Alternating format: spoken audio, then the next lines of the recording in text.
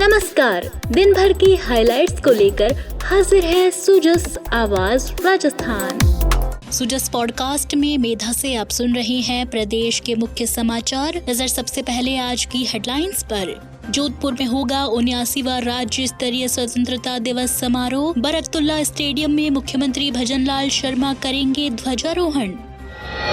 मुख्यमंत्री का स्वतंत्रता दिवस से पहले बीएसएफ को सलाम। बीकानेर के कोडेवाला सीमा चौकी पर जवानों से मिले मुख्यमंत्री। महिला प्रहरियों ने मुख्यमंत्री को बांधा रक्षा सूत्र। सीमा पर भाईचारे का अनोखा संदेश। बीकानेर में मुख्यमंत्री ने की विभाजन विभीषिका पर संगोष्ठी में भागीदारी। युवाओं से देश की एकता और भाईचारे को बनाए रखने का आह्वान। और अब खबरें विस्तार से। 79वां राज्य स्तरीय स्वतंत्रता दिवस समारोह इस बार जोधपुर में भव्यता और देशभक्ति के उल्लास के साथ मनाया जाएगा। मुख्यमंत्री भजनलाल शर्मा कल सुबह जोधपुर के बरकतुल्ला स्टेडियम में ध्वजारोहण करेंगे और प्रदेशवासियों को संबोधित करेंगे। मुख्यमंत्री समारोह से पहले जय नारायण व्यास विश्वविद्यालय के पास स्थित शहीद स्मारक पर शहीदों को श्रद्धांजलि अर्पित करेंगे। 79वें स्वतंत्रता दिवस से पहले बीकानेर के खाजूवाला स्थित कोडेवाला सीमा चौकी पर गूंजा देशभक्ति का स्वर। मुख्यमंत्री भजनलाल शर्मा आज सीमा सुरक्षा बल के जाबाज जवानों से मिलने और उनका हौसला बढ़ाने पहुंचे। मुख्यमंत्री ने कहा कि बीएसएफ दुनिया के सबसे बड़े और अनुशासित सीमा रक्षक बलों में से एक है, जो बर्फीली वादियों से लेकर तपते मरुस्थल तक अदम्य शौर्य और साहस के साथ देश की सीमाओं की रक्षा कर रहा है। उन्होंने आश्वासन दिया कि राज्य सरकार बीएसएफ कार्मिकों और उनके परिवारों को सभी जरूरी सुविधाएं उपलब्ध कराने के लिए प्रतिबद्ध है। सबसे पहले तो मैं 79वें स्वतंत्रता दिवस की पूर्व बेला पर आप सभी को बहुत बहुत शुभकामनाएं देना चाहता हूं और आप देश की सीमाओं के प्रहरी बीएसएफ के जाबाजों के बीच आकर जो मुझे अत्यंत प्रसन्नता एवं गर्व की अनुभूति हुई है, मैं उसको शब्दों में नहीं कह सकता, क्योंकि मेरे सामने जो आप विराजमान हैं वो हमारी सेना का हराबल दस्ता के रूप में कहा जाता है। ये हराबल दस्ता वो है जो हमेशा सीमा पर रहकर 0 पॉइंट पर देश की रक्षा करने वाले आप वीर जवान हैं। मैं बीएसएफ के जवानों के शौर्य, साहस, पराक्रम को नमन करता हूं और इस ऑपरेशन सिंदूर हुआ है उसकी सफलता के लिए आपको मैं बहुत बहुत बधाई देता हूं। जैसा कहा, सीमा सुरक्षा बल 1 दिसंबर 1965 को अपनी स्थापना के बाद से ही भारत पाकिस्तान व भारत बांग्लादेश की दुर्गम सीमाओं की सुरक्षा में मुस्तैद है।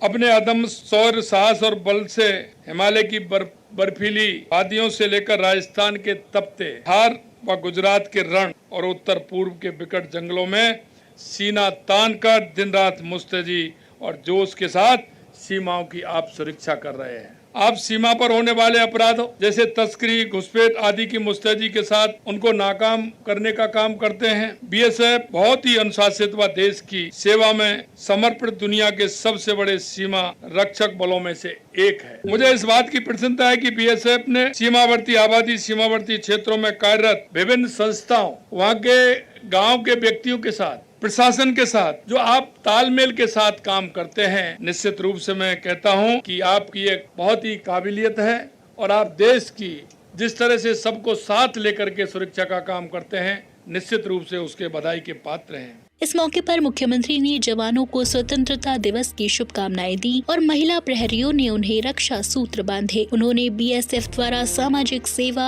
नशा मुक्ति अभियान, युवाओं को प्रोत्साहन और पर्यावरण संरक्षण के कार्यों की भी सराहना की। खास तौर पर हाल ही में मरुभूमि में लगाए गए 6.5 लाख पौधों का उल्लेख किया। मुख्यमंत्री ने सीमा चौकी पर एंटी ड्रोन सिस्टम और रक्षा उपकरणों का भी निरीक्षण किया। कार्यक्रम में केंद्रीय कानून एवं न्याय राज्य मंत्री अर्जुन राम मेघवाल, पुलिस महानिदेशक राजीव शर्मा और बीएसएफ के वरिष्ठ अधिकारी मौजूद रहे।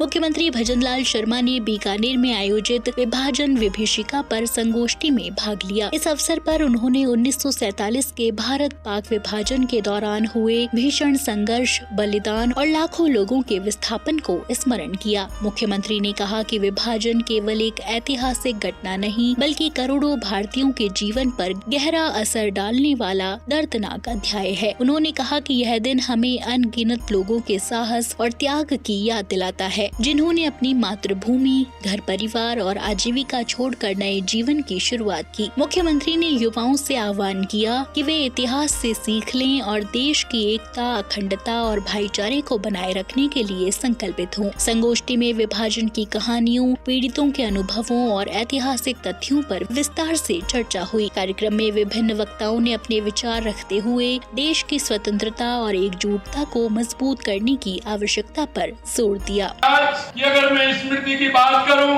तो आज ये वो दिन है जो विभाजन विभीषिका का दिन। अगर जब हम इसको याद करते हैं तो मन में तड़पन लग जाती है।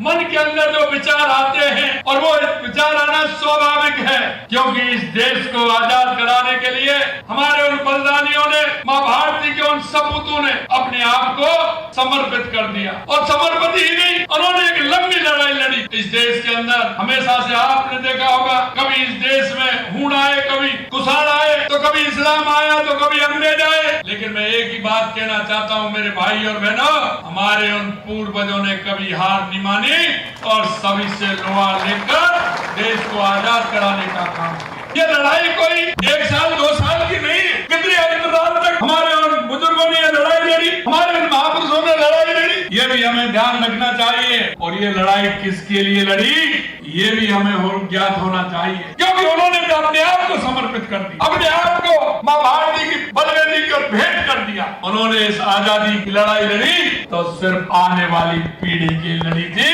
कि जिससे आने वाली पीढ़ी मेरी सुरक्षित रह सके।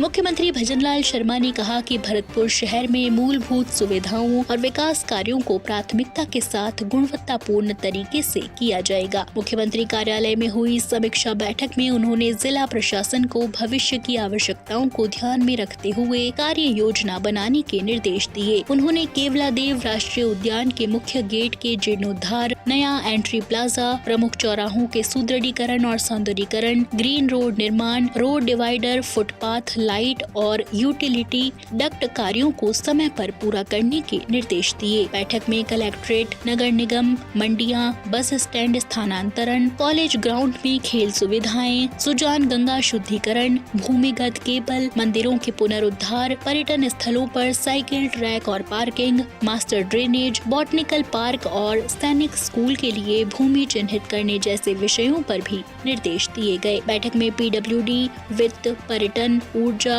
UDH, स्वायत्त शासन विभाग, भरतपुर जिला प्रशासन, नगर निगम और BDA के अधिकारी मौजूद रहे।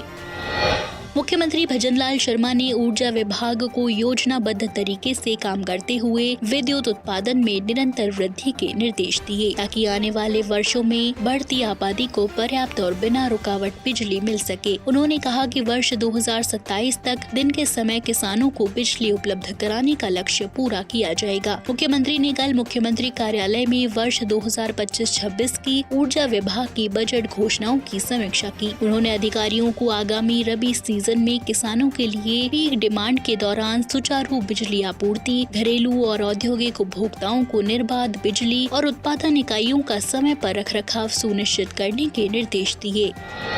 प्रदेश में 2 से 15 अगस्त तक संस्कृति मंत्रालय भारत सरकार के निर्देश पर हर घर तिरंगा अभियान 3 चरणों में चलाया जा रहा है। तीसरे चरण में 15 अगस्त तक ध्वजारोहण और प्रकाश सज्जा का आयोजन हो रहा है। आजादी का अमृत महोत्सव के अंतर्गत हर घर तिरंगा अभियान जिलों में पूरे जोश और उत्साह के साथ मनाया जा रहा है। राष्ट्रीय ध्वज के सम्मान और नागरिकों में राष्ट्रभक्ति की भावना को प्रबल करने के उद्देश्य से प्रदेश भर के विद्यालयों, महाविद्यालयों, पंचायत कार्यालयों और सार्वजनिक स्थलों पर विभिन्न कार्यक्रम आयोजित किए जा रहे हैं। इसी कड़ी में स्वाधीनता दिवस की पूर्व संध्या पर पीपल खूट क्षेत्र में हर घर तिरंगा अभियान के तहत नावों पर तिरंगा रैली का आयोजन हुआ। जलधारा और लहरों के बीच लहराते राष्ट्र ध्वज ने मानव आकाश और धरती को देशभक्ति के सूत्र में बांध दिया। आदिवासी अंचल की यह झलक लोक संस्कृति और देशभक्ति का अनुपम संगम बनी। रैली में जिला कलेक्टर डॉक्टर अंजलि राजौरिया,